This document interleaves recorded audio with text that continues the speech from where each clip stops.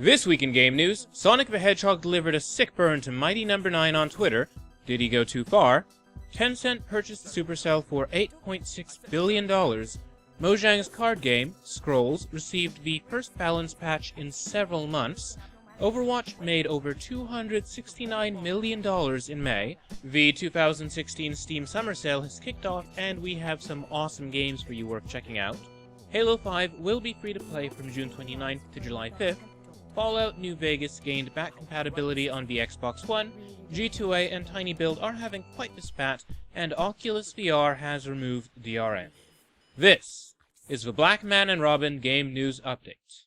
Now 2 weeks ago, we announced a giveaway, SteamWorld Heist for the PlayStation Vita in exchange for your E3 2016 predictions. The best prediction would win the game. Over on YouTube, we got a prediction from user Noctis Lucis Xylem, a Final Fantasy fan I take it, who predicted that Ubisoft would give us a new trailer for Assassin's Creed. Well, no new Assassin's Creed game was announced, but we did get another look at the upcoming film adaptation, which stars Michael Fassbender.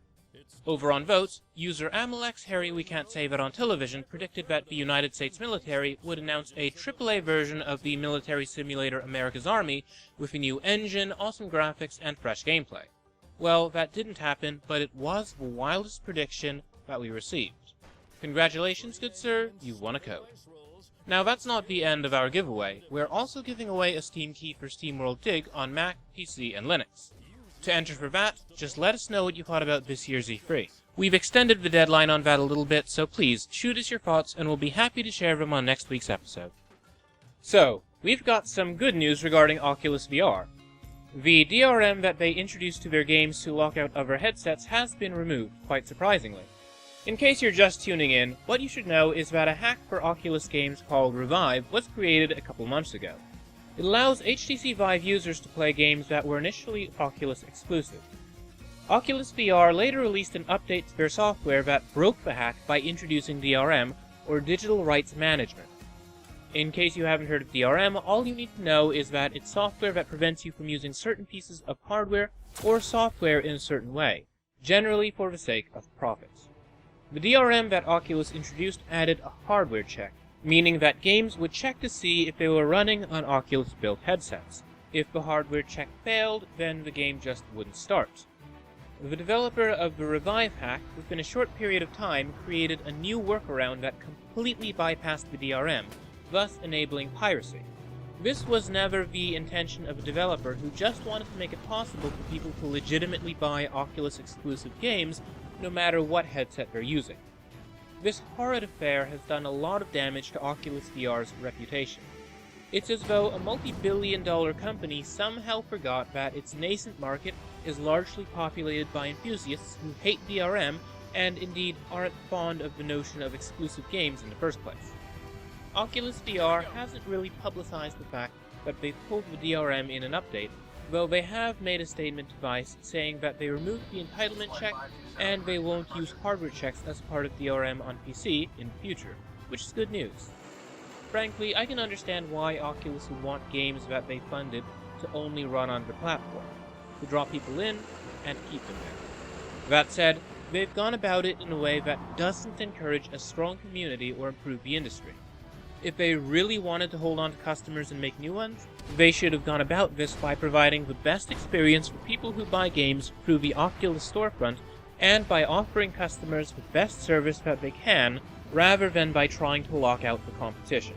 Their actions by locking out HTC Vives has done nothing to win over fans of that headset. In fact, it's done the opposite. It's pushed them away. Removing the DRM was a step in the right direction. Oculus VR is going to have to work extra hard to improve its reputation, however. Regarding the Revive hack, the developer has reverted the hack to an older version, meaning that it can no longer be used for piracy. A good move on his part. You may have heard of G2A. They're an online service that resells digital copies of games at unusually low prices. How do they get these games? Well, you've heard of the humble indie bundles, right? Well, if you're like me and you've purchased a lot of them, you're bound to have some duplicate games. Generally, I like to give my duplicates to friends, and sometimes I give them away on this very show. Some people want to profit from their duplicate game keys, and you know what? That's fair. They bought them. They can resell them on G2A. Here's the trouble with G2A. G2A doesn't care where the game keys came from. They've had the bad tendency to facilitate fraud. I've heard more than a few reports out of G2A customers having purchased game keys only for them not to work in the first place. What's worse, however, is that from the looks of things, G2A has been selling stolen merchandise. In a blog post this week, publisher TinyBuild said that they'd been considering distributing their games through G2A. In addition to selling their games on Steam, TinyBuild also had a store set up on their own website where they could offer discounts to their fans when they weren't offering sales on Steam. This store was targeted by vultures from G2A who purchased thousands of copies of their game, and then TinyBuild was hit by chargebacks. For those who don't know, a chargeback is when you've purchased something with a credit card but can't get your money back through the merchant, so you get your money back through your credit card provider, who, in turn, takes money from the merchant. The chargeback is meant to protect customers, but it's been abused by G2A key resellers who buy thousands of keys, cry fraud to the credit card company, and get the money back. Then, they sell these thousands of keys through G2A. What's worse, however, is that they often do it using stolen credit cards in order to prevent sales from being traced back to themselves. For TinyBuild, these chargebacks resulted in their payment provider shutting down their relationship. Understandably so. Would you want to work with somebody who has conducted what appear to be, on paper, thousands of seemingly fraudulent transactions? TinyBuild suspected it was G2A resellers when, after these chargebacks occurred, thousands of keys for their games wound up for sale on G2A.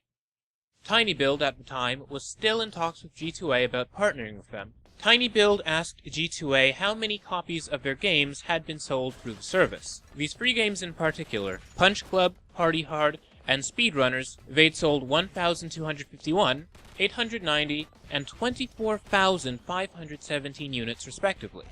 Now those sales wound up costing TinyBuild money on account of the chargebacks. Those were over $450,000 worth of keys that were sold at a cut rate for almost $200,000. When TinyBuild asked where the keys came from, they received this disappointing but unsurprising response. The issue you have pointed to is related to keys you have already sold. They are your partners that have sold the keys on G2A, which they purchased directly from you. If anything, this should give you an idea of the reach that G2A has. Instead of your partners selling here, you could do that directly. Alright, so it's bad enough. G2A is basically saying that their people bought up and resold the keys, but then, this trashy message gets worse. I can tell you that no compensation will be given. If you suspect that these codes are all chargebacks, aka fraud/stolen credit card purchases, I would be happy to look into that. However, I will say this requires TinyBuild to work with G2A. Just stop. Right there. G2A is as good as admitting that fraud is going on without running out and crying, "Fraud, fraud, oh my fraud," and they're saying that if TinyBuild wants to fix the problem, they have to partner with G2A. What? Later in the week, G2A made a statement to Russian game publication Kanobu, in which they say that they're sorry TinyBuild was attacked, and that they invite all publishers and developers experiencing problems with chargebacks to use our G2A.pay payment solution for their stores. Basically, they're saying, we created a problem, so use our service to fix it. G2A then published a press release alleging that TinyBuild was uncooperative. I'm not going to read all that trash to you, but it's an incredibly condescending press release that ended with an ultimatum. That TinyBuild provide a list of suspicious keys within 3 days from the date of the press release. TinyBuild then shot back as only TinyBuild can, with a counter-ultimatum. That G2A provide a solution within 3 days for publishers to set a minimum price for distributed products, that there's a minimum cut for developers from third-party key sales, and that merchants actually require verification of some sort. I'm not sure if G2A realizes it, but Mafia is a video game, not a guide for a business model. G2A's business is making money from fraud, and their message is crystal clear. Partner with us and sell your game on our store for a cut rate, or we'll allow our suppliers to continue stealing from you. That's not a good way to do business. Unfortunately for TinyBuild, they don't know which keys were stolen, and they fear that deactivating keys could hurt people who bought the game legitimately. That, and they don't want to lose any goodwill with people who bought the game through G2A and may not realize that the game keys were fraudulent in the first place. I heard from a former G2A seller over the matter. This person, who we'll call Lindeed, says that G2A doesn't protect sellers from chargebacks, so let's say that you obtained a key legally, as far as you've known, but a chargeback occurs. G2A will not pay you back the bit of commission that they took from your sale, so you're losing money. Now on paper, G2A requires sellers to provide a proof of purchase of the codes that are being sold, but in actuality, they don't enforce this. If you're a big seller on G2A with bad feedback from the community, this doesn't really mean anything. You can continue selling game keys that were fraudulently obtained, or that don't even work. Does it get worse? Oh yes. Lindeed went on to show me logs from interactions with G2A support. Now this Lindeed had, for months, been waiting on G2A to help after selling a code, but suffering a PayPal chargeback. G2A claimed that they had a PayPal expert, a fiction most likely, working on the case. Now this is particularly egregious. PayPal will keep a dispute case open for a maximum of 30 days. If G2A actually had opened a case with PayPal, it was over, and yet they wouldn't give Lindeed any information on what was going on, and Lindeed wound up losing money over this. Personally, I am disappointed to hear this, but I'm not surprised. G2A has a history of anti-consumer practices. That they'd so boldly taken part in mafia-esque behavior is unsurprising for a company that's built up on fraud. I feel very sorry for TinyBuild. They've been real innovators and risk-takers in the game publishing space. They published some highly unusual games, and they've been really good to their fans. Folks, don't buy from G2A. They're hurting the game business, and if you buy keys that were fraudulently obtained, don't be surprised if one day they're revoked. G2A is bad for buyers, bad for developers, bad for publishers, and it's bad for people trying to sell honestly. There's no winning with G2A. In other video game legal battles, it was revealed this week that Hello Games, the developers of No Man's Sky, spent the last 3 years dueling with British television network Sky TV over the right to use the word Sky in their game title, No Man's Sky. Keep in mind that Sky TV is the reason why Microsoft's OneDrive service is so named. The cloud-based file storing service was previously called SkyDrive until Sky TV sued them over it. No Man's Sky has been delayed multiple times, and while I'm sure that it was mostly for the sake of development, I'm also pretty sure that frivolous trademark arguments contributed to the game's delays. This week, Hello Games announced that the two companies had managed to settle the matter out of court. No Man's Sky is set to be released next month for the PlayStation 4. The game business news continues as Tencent has purchased Supercell for $8.6 billion. In case you've not heard of Tencent, what you should know is that they're a Chinese megacorp with some big stakes in the game industry. They own a bit of Robot Entertainment, Blue Mobile, they completely own Riot Games, the company behind League of Legends, and now they own Supercell. Supercell, in case you've not heard of them, is the world's highest earning mobile game company. They're responsible for publishing Clash of Clans and other big earners. If you're a teacher, the following news may excite you. 2K and Firaxis Games have announced, during the 13th annual Games for Change Festival, that they're partnering with GlassLab to produce a modded version of Civilization V for high schools. What you're looking at right now is not Civilization V, but Civilization 6 footage that we received this week, just a heads up. Set to be released in time for the 2017 school year in North America, Civilization EDU is meant to provide students with the opportunity to think critically and create historical events, consider and evaluate the geographical ramifications of their economic and technological decisions, and to engage in systems thinking, and experiment with the causal/correlative relationships between military, technology, political, and socio-economic development. Additionally, Civilization EDU will come with tools for teachers to measure the effectiveness of using the game for their curriculum. Personally, I love the idea of this. It could really help bring history and social studies to life for a number of students, because it's one thing to explain the effect of building a city in the shadow of a mountain and how that affects its economy, but it's another thing entirely to actually do it. I do have a couple of concerns, however. Civilization is on the easier end of 4X games, but there is still quite a bit of complexity.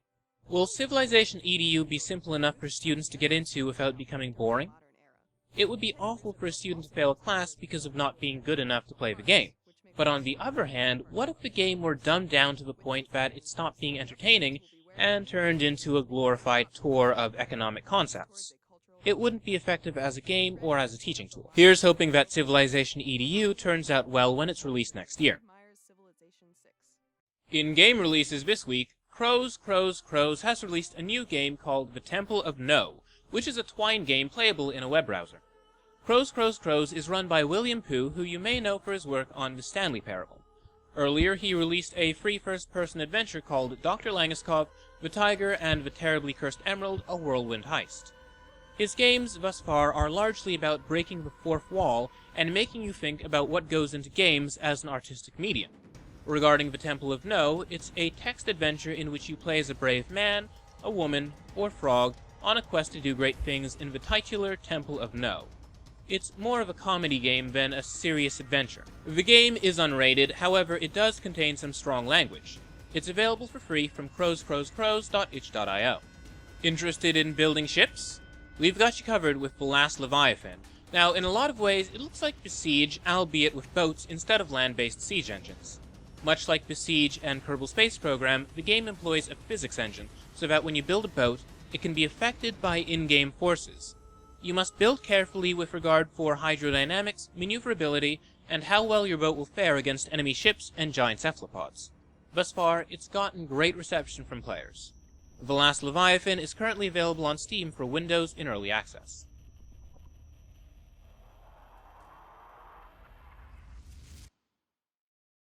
Mighty Number 9. Oh, how the mighty have fallen. Cry like an anime fan on prom night. Sorry, I won't make that joke again, but I do feel sorry for anybody who is excited for Mighty Number 9, which was released this week. Mighty Number 9 is a platformer developed by Keiji Inafune, who was behind the Mega Man games, and is currently working on the upcoming Recore.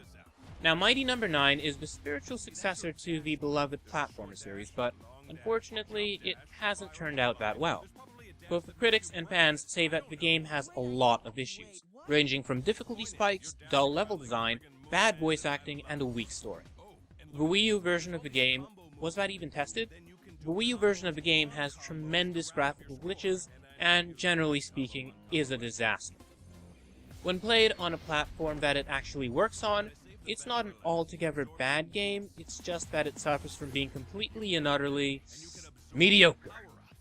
The game made millions of dollars on Kickstarter in 2013, and suffered through numerous delays. Now personally, I'm completely unsurprised. The game was developed for Mac, Windows, Linux, PS3, PS4, Xbox One, Xbox 360, and Wii U. The Vita and 3DS versions of the game have yet to be released.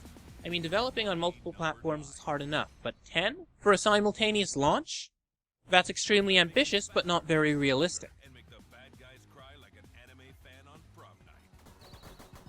I have a confession to make. I'm a sucker for match-free games. They're addictive and simple, and a well-designed one will occupy my thumbs for ages. I bring this up because Super Star Path was released on Steam this week, and it looks pretty unique as far as color-matching puzzles go. It combines that style of game with the fast-paced madness of a shmup, all wrapped up with some roguelike elements.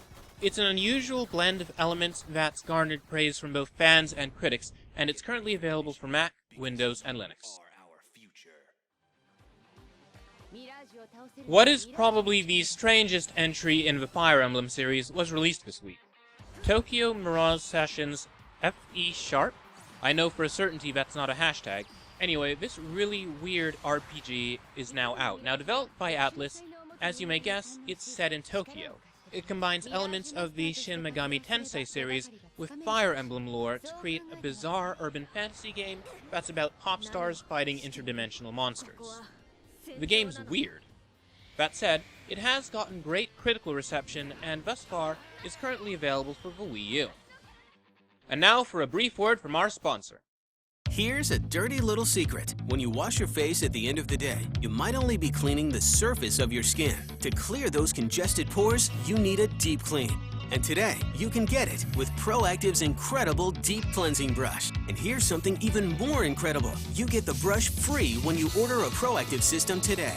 I love the deep cleansing brush because it really gets in those pores. I was using a brush that was over $200, and I like this so much better. This isn't just any brush. This is the only one from the doctors at Proactive, so it's specially designed for acne-prone skin.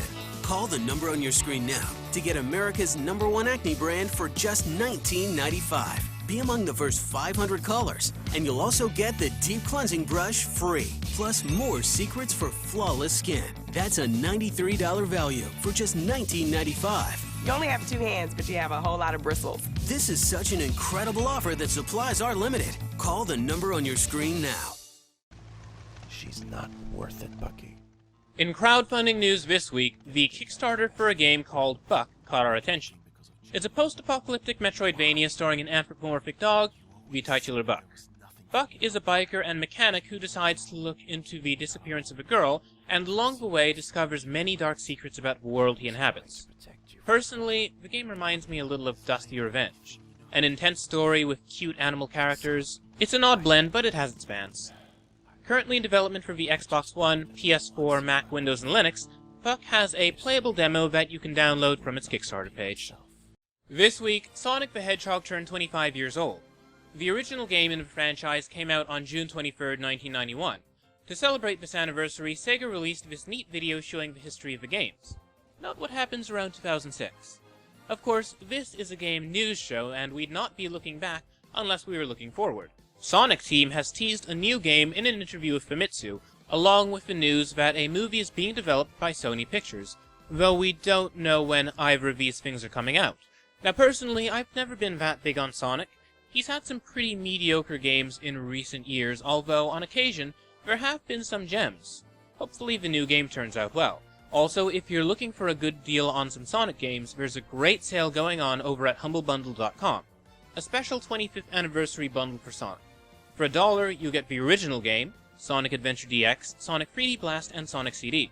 Beat the average price paid, and you'll get Sonic the Hedgehog 4, Episode 1, Sonic and Sega All-Stars Racing, and Sonic Adventure 2, as well as Sonic the Hedgehog 2.